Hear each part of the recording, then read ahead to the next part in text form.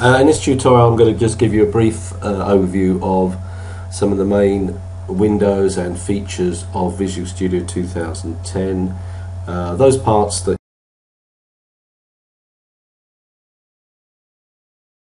Visual Basic programs. This is the start screen. You actually create a new project, not a new program, so when you're working in Visual Studio you're working in projects, not programs.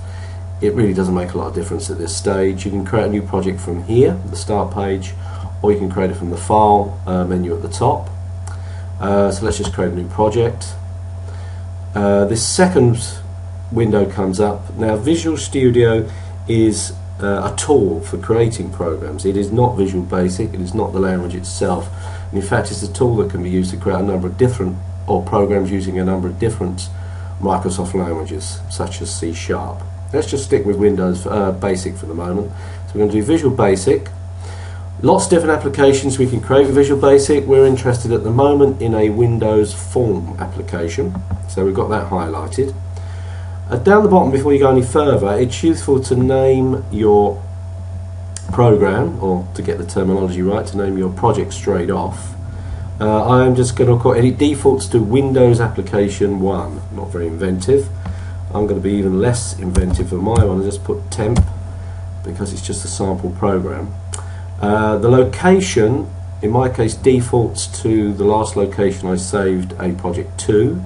In your case, if you're using this at college, you need to browse and locate your home drive. You should have a folder there where you're going to be creating your Visual Basic projects or programs. I won't go into a great deal of depth. Let's just press OK.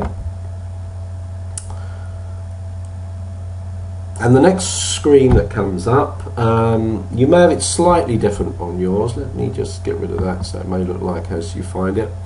So it's got a number of panels on the Visual Studio desktop.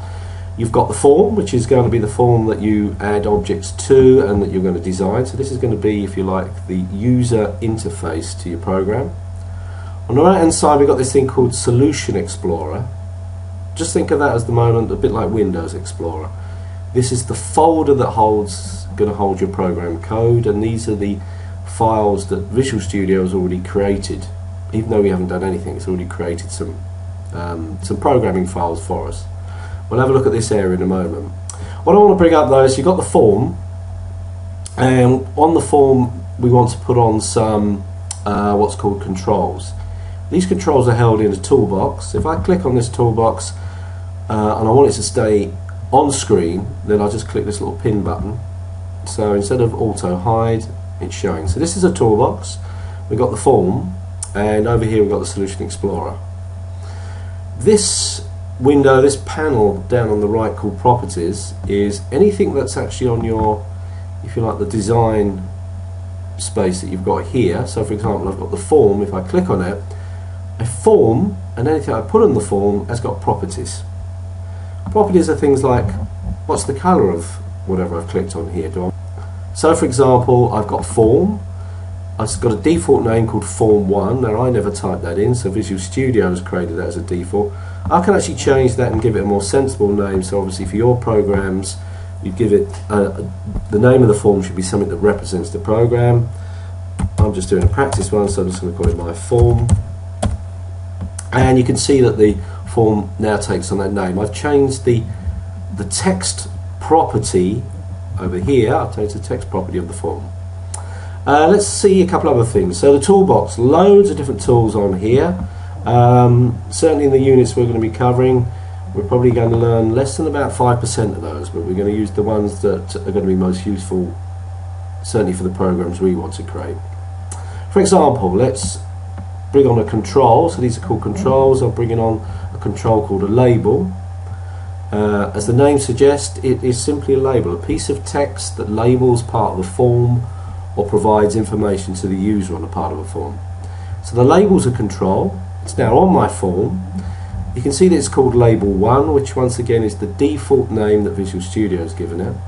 I want to change the name or the text for the form, for the label. I click on the label, so that I'm actually selected this label control. I go down to the properties, and you can see that here in bold, label 1. So this is the properties for the control called label. I'm only going to change, once again, there's loads of properties I could change, like colour of text, size, etc. I'm just going to change the text on the label, and I'm just going to give an instruction actually. Let's say press go to start, which will make a bit more sense in a moment. I'll press enter. You can see that the label now reads as that. Let's put just one other control on here. I'm going to put a button, and as you suspect, a button is something that does something. So when the user clicks on this button, we want to do something.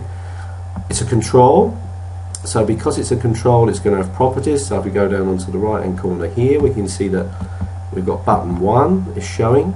So this is the properties for the button, which I've just dragged onto the form. Let's change the text for the button, because this is going to be my go button. So I'm just going to change it from the default button 1 to go. And that's it for the properties at the moment. I'm going to change, I'm going to put something behind the button next. So all I've done at the moment is create a form, which itself is a control, and itself has properties when I click on it. We've dragged on a label, which is a control from the toolbox.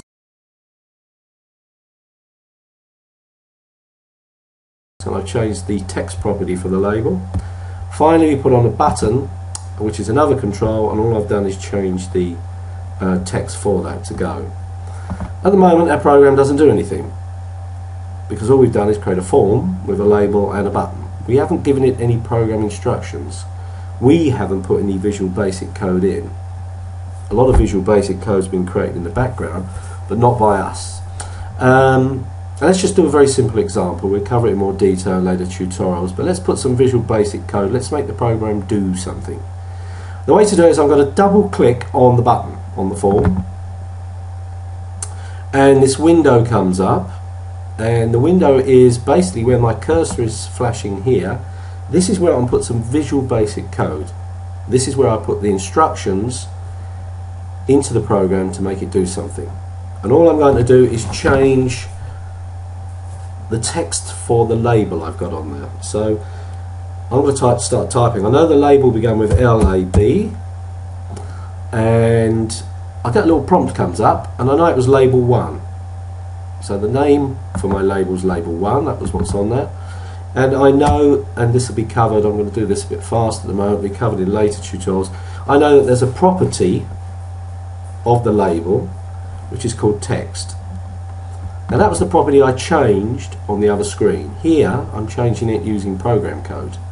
And all I'm going to do is say, well, that property called text, which originally had press go to start, is now going to say hello world. Very exciting. So it's just going to say hello world when my button's pressed. Nothing's changed to my design, but I've now put one line of Visual Basic code. This other code was given to me by Visual Studio, and I'm not going to change it. Let's press the play button at the top and see what the program does. Now, in the background we've got Visual Studio, but this is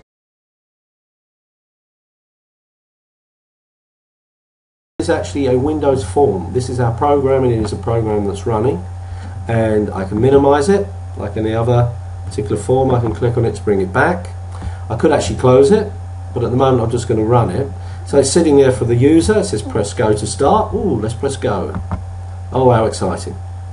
So all that's happened is, and I've done that now, so the actual code has just switched from press go to start to hello world. So that was my first simple Visual Basic program, and a quick overview of the main parts of the Visual Studio 2010 screen. One last thing I want to cover. Now remember, we called this, or I called this program temp, and I said that Visual Studio 2010 would create a folder for it. So let's have a look.